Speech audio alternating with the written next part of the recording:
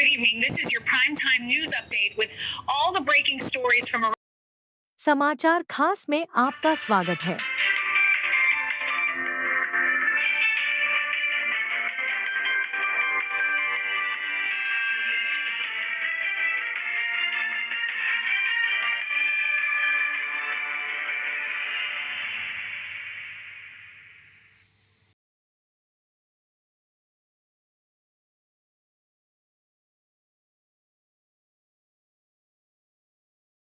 हम आपकी मुलाकात प्रदेश के सह प्रभारी मनोज बंजारे जी से करा रहे हैं।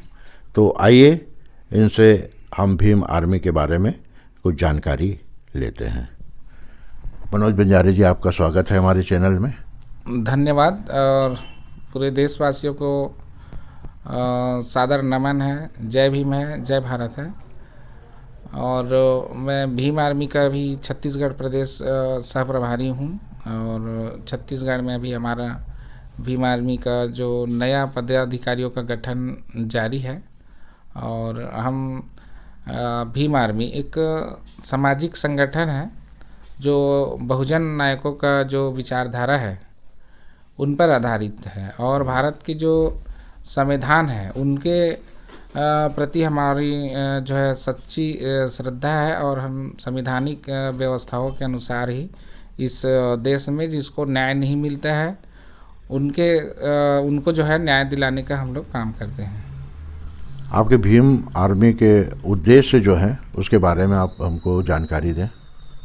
देखिए, भीम आर्मी का उद्देश्य तो बहुत एक क्रांतिकारी उद्देश्य है जिसमें हमारे जो इस देश में हजारों वर्ष से जो जातिवाद, पाखंडवाद और अंधविश्वास जैसे अव्यवस्थाओं पर, कुरीतियों पर जो हमारे महापुरुषों ने अपने अपने समय में जो कार्य किए हैं और एक समानता की जो बात कही है और मानवता की जो बात कही है उसी पर हम लोग काम करते हैं कि अब हमारा देश जो है स्वतंत्र हो चुका है। तो उन महापुरुषों का जो संघर्ष बाबा साहब अम्बेडकर ने अपने संविधान जो व्यवस्था है उसमें जो समाहित किया है, तो हम लोग चाहते हैं कि देश में सबको समानता मिले और ये देश जो है विश्व का सबसे बड़ा जो है शिक्षित देश बने और शिल्पकार देश बने।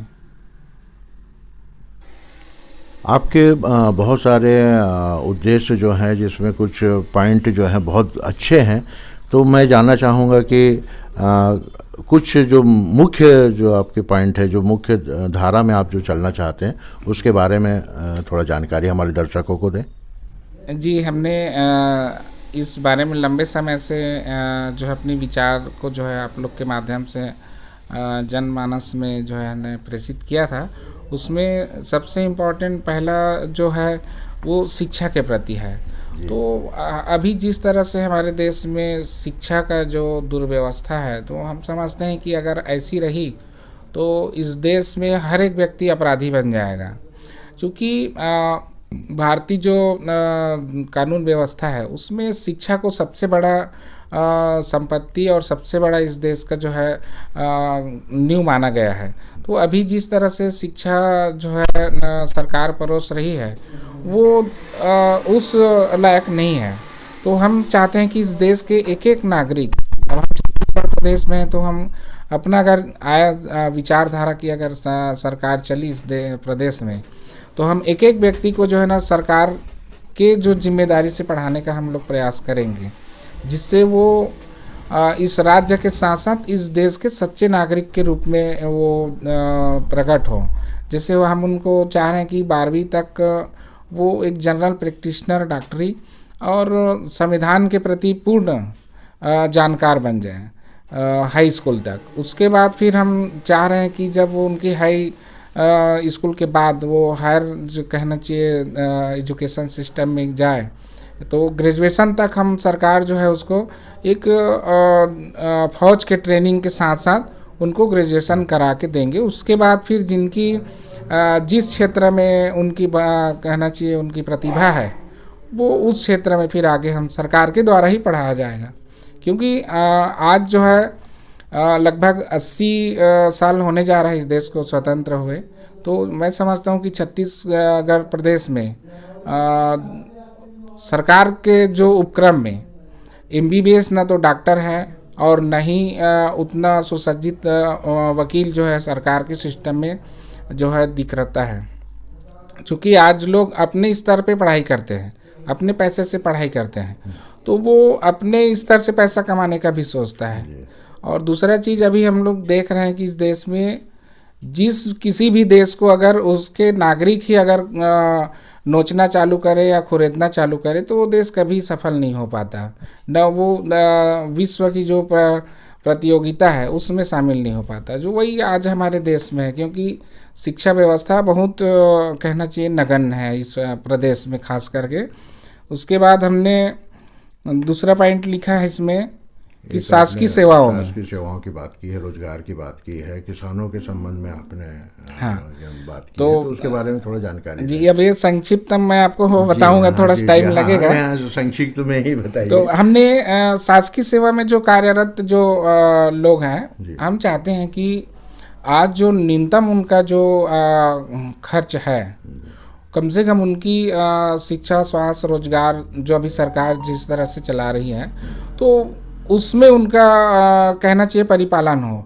जैसे अभी हमने देखा कि 2,000 रुपये में भी महीने में कोई काम कर रही है, सरकार को सेवा दे रही है, तो ये हमारे मानवीयता के लिए भी बड़ी शर्म की बात है कि 2,000 अगर हम उनको दें और वो सरकार को सेवा दे, तो फिर ये कौन सा जो है देश की आर्थिक नीति जो है उनमें सफल नज़र आएगा।